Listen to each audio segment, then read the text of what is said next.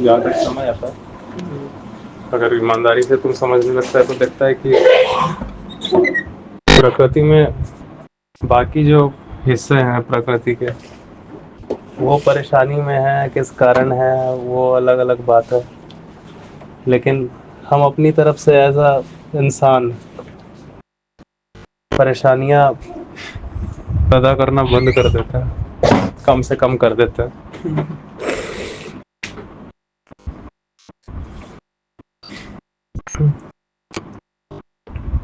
जब हम बस समझ के हिसाब से चलते हैं, बस हम बस समझ के हिसाब से कोई भी चीज़ करते हैं, तो हमारे साइड से कोई एक्स्ट्रा परेशानी क्रिएट नहीं होती।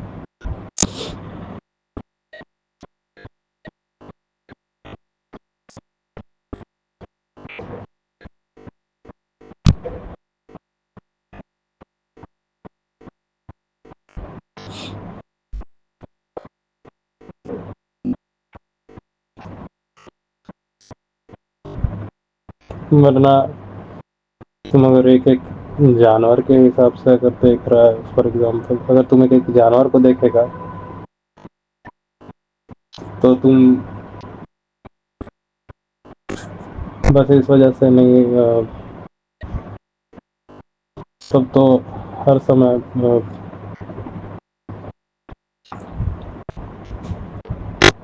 अगर हम सब कुछ भी करते हैं एक सिस्टम में, एक प्राकृतिक सिस्टम, हम कुछ भी करते हैं एक प्राकृतिक सिस्टम में, मतलब कि तो आखिरकार हम लोग सब उसमें डिस्टर्बेंस डाल रहे हैं। अगर वो ऑटोमेटिक है तो प्रकृति ऑटोमेटिक अपने तरीके से चल रही है। बेसिकली ये हम लोग अपने प्रकृति को जब जान रहे हैं तो हम लोग सबको ये समझ में आ रहा है कि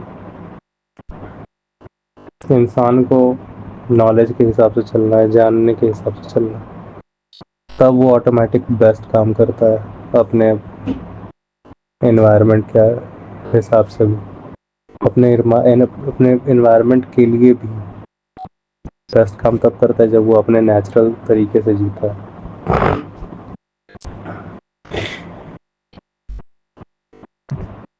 कोई एक जानवर दूसरे जानवर को मार के खा रहा है, अब वो उसका तरीका है।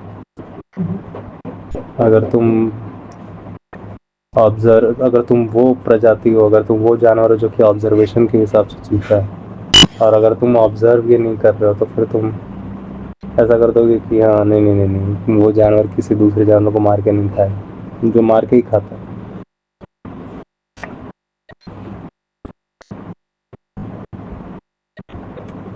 है ना।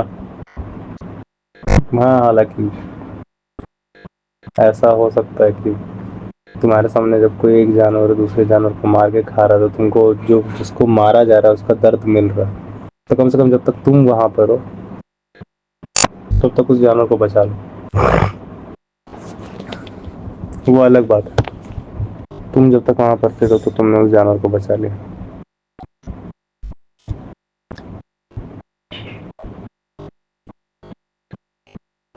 लेकिन ये भी समझ के हिसाब से कि जो मतलब कि तुम तय करोगे कि क्या करना है उस समय, मतलब कि उस जो मर रहा है जानवर उसको बचाना है कि उसको नहीं, उसको मरने देना है कि उसको नहीं मरने देना। बचाना शब्द भी एक्यूरेट नहीं होगा, उसको मरने देना है कि नहीं मरने देना,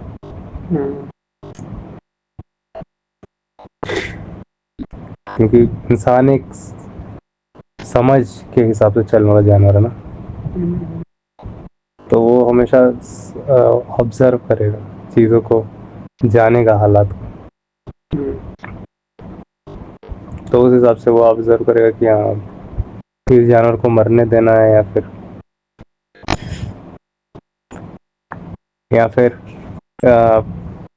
क्या सचमुच एक जानवर को बचाने का बस यही तरीका है कि जब उसको कोई दूसरा जानवर उसमें दांत कड़ा के उसका नोच के खा रहा है तभी बस उसको पत्थर मार के हटा दो, केवल बस वही एक तरीका है बचाने का। ये भी तो एक तरीका हो सकता है कि मैं जो खाना खा रहा हूँ उसमें उससे 10 गुना ज़्यादा जानवर मर रहा है, 10 गुना नहीं 100 गुना ज़्यादा जानवर मर रहा है। तो क्यों ना मैं वो चीज़ें खाना छोड़ दूँ। तो मैं एक जानवर बचाने के बारे में बात कर रहा था, यहाँ पे मैं 100 गुना ज़्यादा जानवर बचा ले रहा हूँ ऑटोमेटिकल। तो यही है ऑब्जर्व करने वाले जानवर की प्रकृति, इंसान प्रजाति की प्रकृति। तो इस वजह से अंत में आखिरकार एक हो जाता है बात। अध्यात्म में भी आखिरकार तुमको अपनी प्रकृति जाननी है, तुमको अपना नेचर ही जानना है। तो जो बोल रहे थे ना कि पहले 3 से शुरू किया था, एक है हम, एक है आत्मा, एक है प्रकृति, फिर आत्मा तो और कुछ है ही नहीं।